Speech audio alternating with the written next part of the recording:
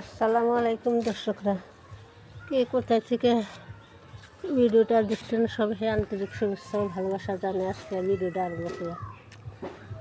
আজকে দেখাবো আপনাদের কচু গাছ রকম শোলা কচুর কাপড় এনে শোলা কচু বলে কয়। আমার এখানে ঘন খাওয়া গেছে গাছ, হয়তো রোপণ করতে হবে, নাহলে আর বাড়বে না।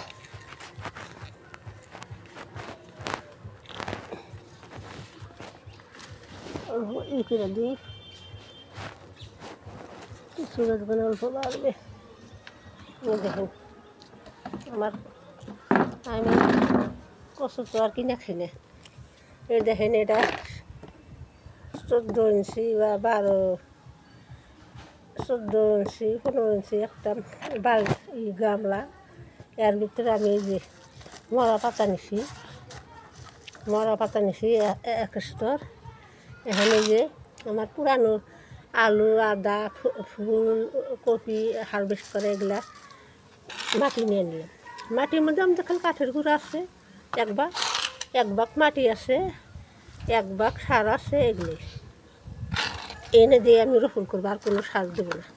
কচু গাছও অত সার দিতে হয় না, কচু গাছই হয় না, নষ্ট হয়ে যায়। এই যে আমার নিজের হাতে কচু গাছ, এগুলা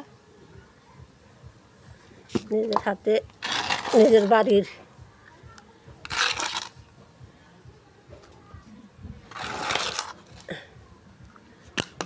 বাড়ির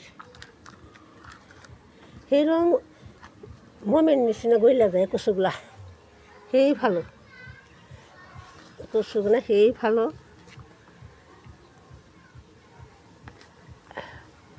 মাঝে মাঝে কিছু নতিও হয়। এইভাবে আমি রোপণ করে দিব।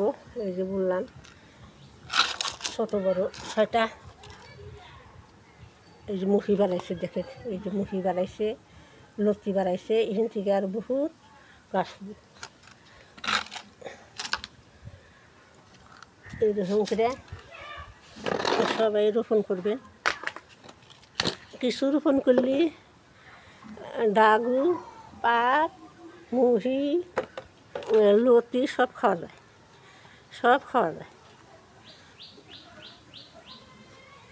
কোনো সার লাগে না, কিছু লাগে না। আমি তলে মরা পাতা দিয়ে দিলাম, আমার ছাদও হালকা থাকবে, পয়সা সারও হবে, ড্রেনেজ হলও ভালো থাকবে। সেই জন্যে আমি এই যে কিছু মরা পাতা দিয়ে দিছি। এক মরা পাতায় বহুত বেনিফিট, বহুত কাম হয়।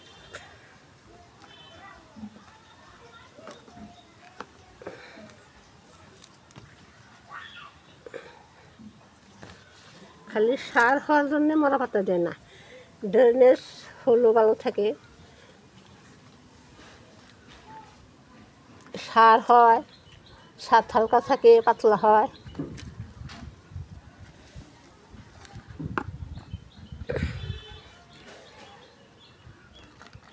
এইরকম করে দিয়ে দিলাম, এখন গাছ হয়ে যাবে, হাওয়া বাতাস পাবে আর হয়ে যাবে। দেখেন না,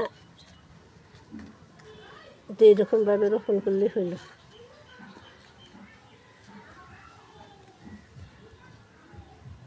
দেখেন এই যে আমি রোপণ করছি, কি সুন্দর হয়েছে। ওই যে মুহি টুহিও বার হয়েছে, দেখেন এগুলো বড় বড় কচু হয়। কচুগুলো আর মমের নিচিনা গইলা যায়, এর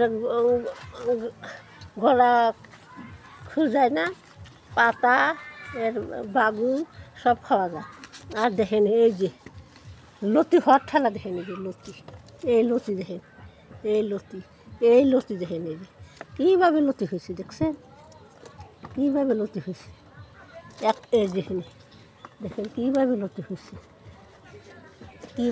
হয়েছে, এগুলা কচু গাছ এই যে আমি রোপণ করলাম।